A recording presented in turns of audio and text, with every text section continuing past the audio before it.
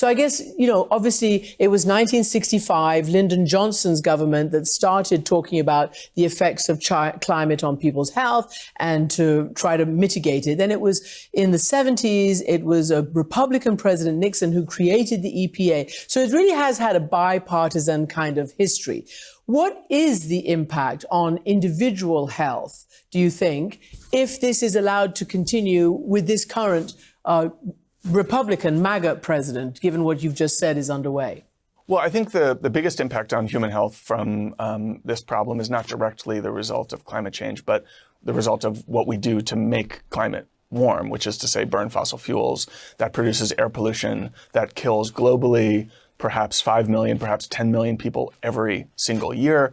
And in the US, estimates run as high as 350,000 people a year, which is to say as many Americans may have died in 2020 from the effects of air pollution produced from the burning of fossil fuels as died from COVID in that first pandemic year. And that is not an exceptional year. These statistics, the modeling suggests that we are doing that in an ongoing way, which means the direct health consequences of leaning into a fossil fuel near-term future are quite grim and devastating. There are other effects too. There are effects on heat mortality. There are effects on infectious disease. You can go down the line. I think, unfortunately, we've trained ourselves to look away from these consequences and think of the system that we have today built around fossil fuels as a kind of a neutral status quo. But it isn't. It's killing many Americans every year. And if we were in a greener, cleaner future, we would be killing many fewer of them. That's true not just in the US, it's true around the world.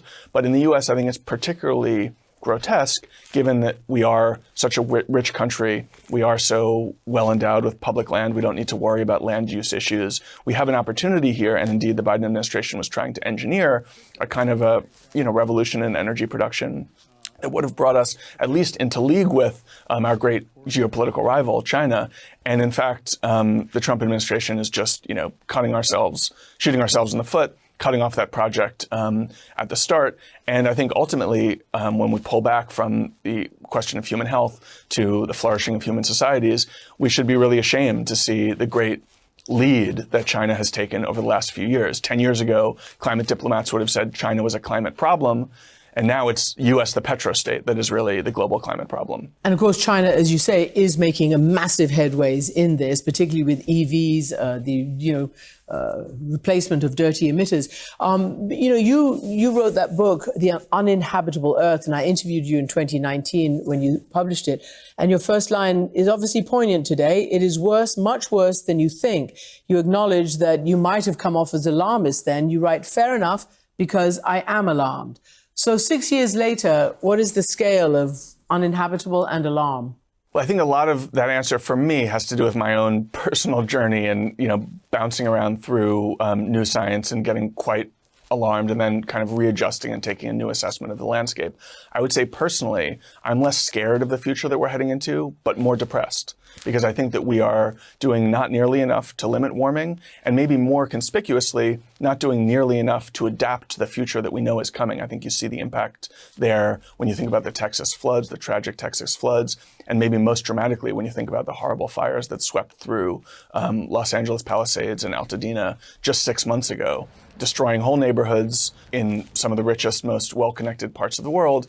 And yet these are stories that we have already moved on from and are treating as background noise and wallpaper. I think we're seeing that pattern play out more and more in the future. We are not just not mitigating climate change sufficiently, we are adapting to that new future primarily by normalizing a level of disaster that a few years ago we were horrified by, I was horrified by, but now seem like more daily news that we can move on past and ignore. I know, that is really the challenge, and it's unbelievable to think, because just a few years ago with the Greta Thunberg movement, there was such awareness. Just quickly, why are you less scared if you're more depressed?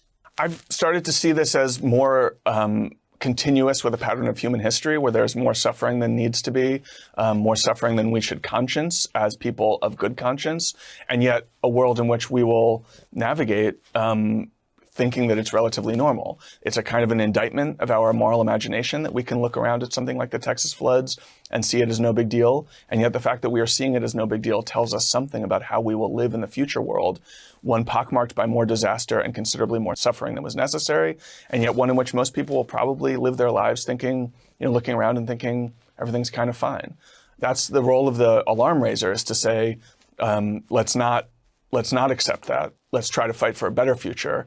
But I do think that the evolving geopolitics show us an unfortunate next few decades in which we see many more disasters, and yet we put climate on the back burner rather than the front burner. Well, you keep raising the alarm and we'll keep talking to you. David Wallace Wells, thank you very much indeed. Thanks for having me.